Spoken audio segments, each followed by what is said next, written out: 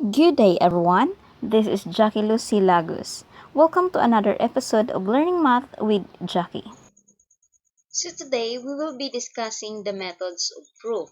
Let's start with the direct proof.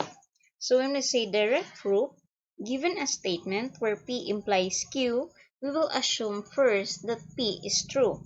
So for example, we have a given if A and B are consecutive integers, then A plus B is odd. So our hypothesis here is if A and B are consecutive integers. So we will assume that A and B are consecutive integers. Then we will build an argument using chain of implications leading directly to the conclusion that Q is a true statement or A plus B is a true statement. So our arguments here that if A and B are consecutive integers, then A is equal to n and B is equal to n plus 1 for some n that is an integer. So if A is equal to n and B is equal to n plus 1, then A plus B is equal to n plus the quantity of n plus 1, which is equal to 2n plus 1. If A plus B is equal to 2n plus 1 for some n that is an integer, then we can conclude that A plus B is odd since the expression 2n plus 1 indicates that our integer is an odd integer. So from there, we have proven that if A plus B are consecutive integers, then A plus B is odd using direct proof. Now, let's proceed to indirect proof. First, we have proof by contrapositive. So using the same given, if A and B are consecutive integers, then A plus B is odd. So when we do proving by contrapositive, we start by assuming that Q is false or our conclusion is false. So in this example, we have A plus B is odd. We will assume that this is false. So using the given statement, we have the following information. Our P, which is A and B are consecutive integers.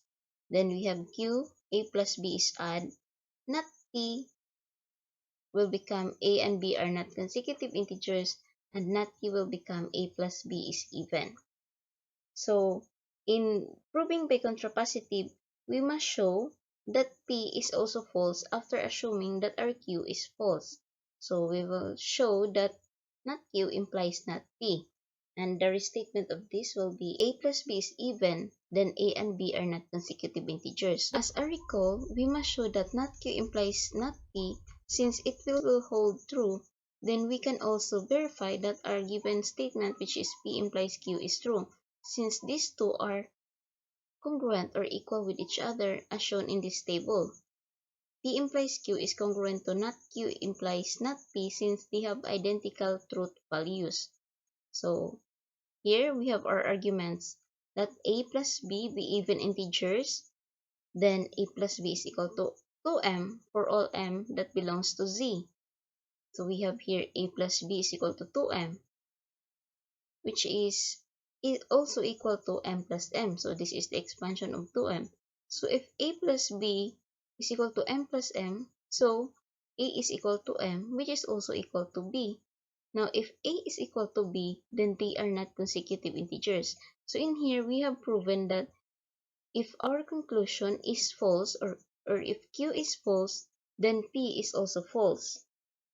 We have shown that not Q implies not P. Accordingly, if A and B are consecutive integers, then A plus B is odd. Then we have proven this using proof by contrapositive. Next, indirect proof is proof by contradiction. So using the same given, if A and B are consecutive integers, then A plus B is odd. So when we say proving by contradiction, we will assume or we will begin by assuming that our implication is false. In order to do this, we must assume that the hypothesis is true. However, the conclusion is false, making the whole implication false. So that will be, suppose A and B are consecutive integers, then A plus B is even. So this becomes false now, the conclusion. Then our argument goes like this. A is equal to n, B is equal to n plus 1, and A plus B is equal to 2m. For some integers n and m.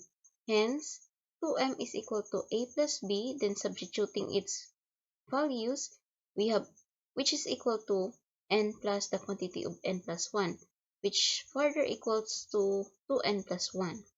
Thus, leaving 1 in the left side is equal to 2m minus 2n, or simply 2 times the quantity of m minus n, wherein m minus n is an integer. However, this becomes a contradiction now, since 1 shows that it is divisible by 2 with the integer m minus n as a quotient. Hence, we cannot assume that the assertion, which is a plus b is odd, becomes false or is false. Therefore, it must be true. Since we come up with a contradiction when we make the conclusion false, for our given is true, which is if a and b are consecutive integers, then a plus b is odd, is proven using proof by contradiction. Finally, let's proceed to mathematical induction. We have here our given 3 raised to n minus 1 is a multiple of 2 for all positive integers n. Our goal is to show that 3 raised to n plus 1 minus 1 is also a multiple of 2. So our proof will let p sub n is equal to 3 raised to n minus 1 is a multiple of 2. So we have here a two-step process. First, we need to prove that the given statement is true with an initial value, which is 1. So for n is equal to 1, we have 3 raised to 1 minus 1 is equal to 2. So 2 is a multiple of 2. Therefore, using our initial value 1, we have proven that the statement is true. Now for the step 2, we will assume that 3 raised to n minus 1 is true for n is equal to k. Hence, 3 raised to k minus 1 is true, is our assumption. So we have to prove that 3 raised to k plus 1 minus 1 is also a multiple of 2.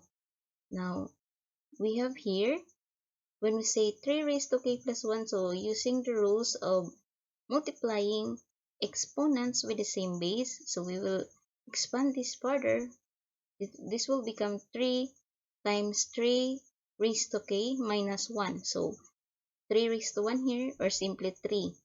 Then we will find a factor or separate the expression in a way that we will come up with 3 raised to k minus 1, wherein we have already shown that this is true in our assumption. So here, 3 can be further expanded into 2 plus 1 times 3 raised to k minus 1. So let's separate this into first part and second part, wherein the first part is 2 times 3 raised to k plus the second part 3 raised to k minus 1.